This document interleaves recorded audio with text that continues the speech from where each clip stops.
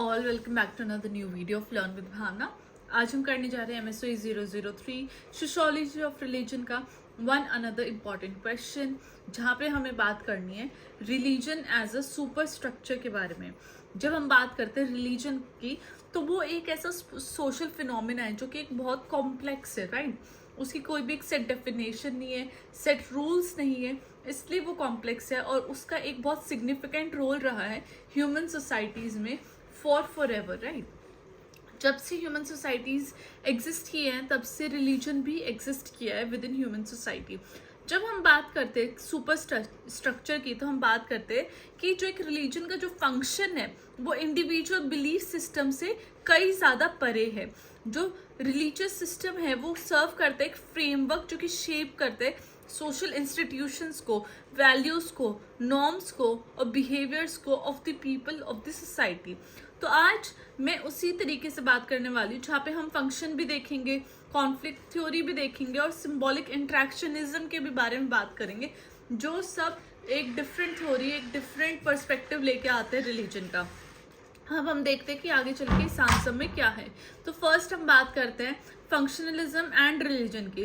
तो फंक्शनलिज्म है, फंक्शनलिज्म एक पॉजिटिव लाइट में देखता है चीज़ों को। तो फंक्शनलिज्म सोसाइटी को एक कॉम्प्लेक्स सिस्टम की तरह देखता है, जहाँ पे हर सोसाइटी का हर एक पार्ट इंटर रिलेटेड है और वो इस तरीके से काम करते हैं कि वो सोशल इक्विलिब्रियम मेंटेन रहे सोसाइटी के अंदर, सोसाइटी इक्वली तरीके से फंक्शन करती रहे, कोई भी उसमें दिक्कतें या प्रॉब्लम ना आए।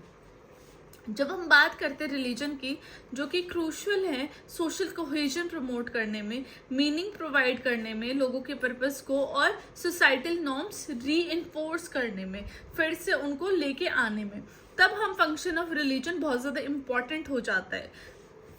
रिलीजन का फंक्शन रिलीजियस रिचुअल्स और सेरेमनीज में होता ही है, जहाँ पे वो इंडिविजुअल्स को एक साथ लेके आता है, एक sense of community, sense of belongingness और शेयर्ड वैल्यूज लेके आता है लोगों के अंदर। जहाँ पे अब मैंने एग्जाम्पल्स की बात की, जैसे कि रिलीजियस फेस्टिवल्स हो गए, कम्युनल प्रेयर्स हो गई, पिलग्रिमेजेस साइट्स हो गई, जो कि एक अपॉर्चुनिटी प्रोवाइड करता है लोगों को, ताकि वो एक साथ आए और एकजुटता के साथ वो सारी चीज़ें, सेरेमनीज परफॉर्म करें। जब हम रिलीजन की बात करते हैं, जो कि लोगों की मोरल फ्रेमवर्क प्रोवाइड करता है, लोगों को एक सेंस ऑफ पर्पस देता है लोगों को, और उनके बिहेवियर और डिसीजन मेकिंग को भी गाइड करता है। तो आप देख रहे हो रिलीजन का हर एक छोटी से लेके बड़ी से बड़ी चीज में कितना ज्यादा इम्पैक्ट है, कितना ज्यादा उसका रोल है।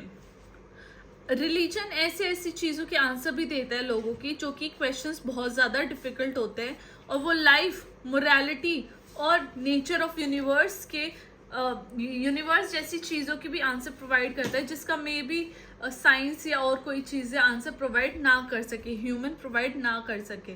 जब हम बात करते हैं मोरल कोड्स, जो कि रिलीजन एस्टैब्लिश करता है, एथिकल गाइडलाइंस रिलीजन प्रोवाइड करता है, और वो एक तरीके से system of reward and punishment की तरह भी काम करता है, जिस तरीके से सोशल ऑर्डर मेंटेन रहता है सोसाइटी में, कोहेजन बनी रहती है, लोग एक दूसरे के साथ कनेक्टेड रहते हैं। फॉर एग्जाम्पल, जब हम रिलीजियस टीचिंग्स की बात करते हैं, जो कि प्रमोट करते हैं ऑनेस्टी, कंपैशन, रिस्पेक्ट। देखो, जब हम बात करते हैं, जैसे कि आपने रामायण सबने पढ़ी है, महाभारत हमने पढ़ी है, उसमें ऑनेस्टी, कंपैशन, रिस्पेक्ट और contribute to establishment of a cohesive social fabric, इन सब चीज़ों के बारे में बात हुई है, राइट।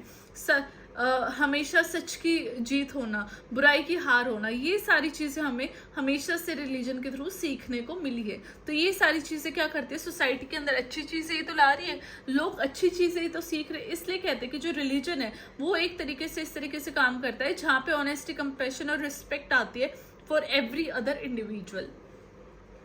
सेकेंड आ जाता है कॉन्फ्लिक्ट थ्योरी एंड रिलीजन। अब देखो, फंक्शनलिज्म पॉजिटिव पॉइंट्स के बारे में बात करता है, उस तरीके से कॉन्फ्लिक्ट थ्योरी नेगेटिव पॉइंट्स के बारे में बात करती है, कि जो रिलीजन है वो कंपटीशन, इनइक्वालिटी और पावर स्ट्रगल्स लेके आता है सोसाइटी में। जब हम कॉन्फ्लिक्ट पर्सपेक्टिव के थ्रू रिलीजन को देखते हैं, तो हम देखते हैं कि ये रिलीजन एक ऐसा टूल है जिससे जो डोमिनेंट ग्रुप है सोसाइटी का, वो सोशल कंट्रोल करता है, और जो एग्जिस्टिंग पावर स्ट्रक्चर्स है उनके ऊपर जो अपनी पावर है वो मेंटेन करके रखने की कोशिश करता है। जब रिलीजन रिफ्लेक्ट और रीइंफोर्स करता है interest of the ruling class and elites, जो कि एक तरीके से सोशल कंट्रोल लेके आता है और सोसाइटी को, पीपल को मैनिपुलेट करता है। फॉर एग्जाम्पल, जब हम ऐसे डिवाइन राइट ऑफ किंग्स के बारे में बात करते हैं जहाँ पे मोनार्क्स थे, उन्होंने क्लेम की थी कि authority is divine and mandate. जब उन्होंने एग्जाम्पलीफाई किया था कि जो रिलीजन है वो कैसे एक्सप्लॉइट कर रहा है और लेजिटिमाइज कर रहा है सोशल हायरार्कीज को। मोर ओवर, जो जितने भी कॉन्फ्लिक्ट थ्योरिस्ट थे उन्होंने आर्ग्यू किया कि जो रिलीजन है वो सोशल स्ट्रैटिफिकेशन में कंट्रीब्यूट करता है, क्योंकि ये डिवीजन क्रिएट करता है सोसाइटी में, और जिसकी वजह से इनइक्वालिटीज आती है सोसाइटीज के अंदर। जब हम बात करते हैं रिलीजियस इंस्टीट्यूशंस की जो कि रिइंफोर्स करते हैं जेंडर, रेशियल और कास्ट बेस्ड हायरार्की, और उनके अंदर वो प्रमोट करते हैं ऐसे डिस्क्रिमिनेटरी प्रैक्टिस जो कि एंडोर्स करते कि अनइक्वल सोशल रोल्स बने रहते हैं, जिसकी वजह से फॉर एग्जाम्पल यहाँ पे मैंने लिया है, जब हम बात करते हैं subordination of women within certain religious traditions और the exclusion of certain racial और ethnic groups from religious leadership position. तो ऐसे ऐसे एग्जाम्पल्स है जहाँ पे हम ये देखते हैं कि जो रिलीजन है वो सोशल इनइक्वालिटीज लेके आ रहा है सोसाइटी के अंदर, जिससे कि सोसाइटी में लोगों का डिफरेंट हायरार्कीज में डिवीजन हो रहा है और वहाँ पे इनइक्वालिटी स्टिल परपुचुएट कर रही है और लोग एक दूसरे के ऊपर हावी हो रहे हैं। तो ये था जो कॉन्फ्लिक्ट थ्योरिस्ट थे उनका व्यू। ना आगे आ जाता है सिंबॉलिक इंटरेक्शनिज्म एंड रिलीजन। जो सिंबॉलिक इंटरेक्शनिस्ट थे उनका क्या मानना था, तो उन्होंने रिलीजन को सब्जेक्टिव मीनिंग्स के साथ जोड़ा, इंटरप्रिटेशंस के साथ जोड़ा, जहाँ पे हर एक इंडिविजुअल को एक सिंबल की तरह असाइन कर दिया और वो सिंबल कैसे सोशल इंटरेक्शन मेंटेन कर रहा है।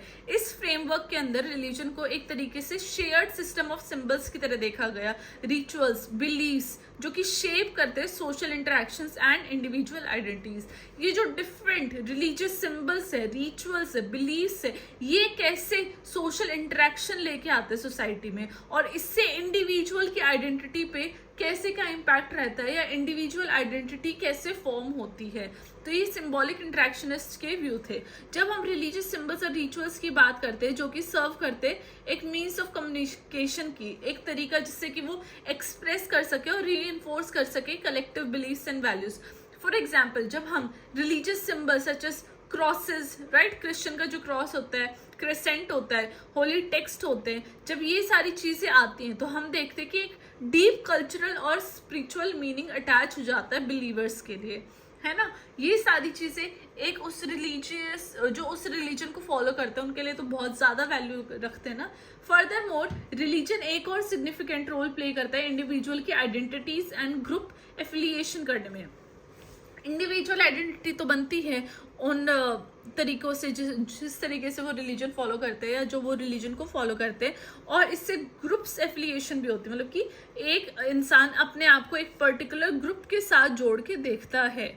It provides individual with a sense of belonging, shared identity and purpose. मतलब कि दूसरों के साथ अगर वो शेयर्ड बिलोंगिंगनेस देख रहा है, मतलब कि वो ये कह रहे हैं कि yes we are related to this particular religion, तो वो एक सेंस ऑफ बिलोंगिंग ही बन रही है, शेयर्ड आइडेंटिटी ही है उनकी।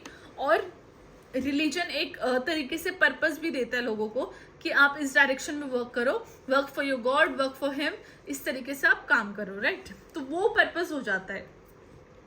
जब हम रिलीजियस एफिलिएशंस की बात करते हैं जो कि अपने आप को सोशल ग्रुप्स की तरह देखते हैं, established in group and out group dynamics, तो ये जो सिंबॉलिक इंटरेक्शनिस्ट पर्सपेक्टिव है ये हाईलाइट करता है कि कैसे एक इंडिविजुअल के रिलीजियस बिलीव्स एंड प्रैक्टिसेस उनके इंटरेक्शन को इन्फ्लुएंस करती है विद अदर्स और उनका सेल्फ परसेप्शन भी फॉर्म करती है।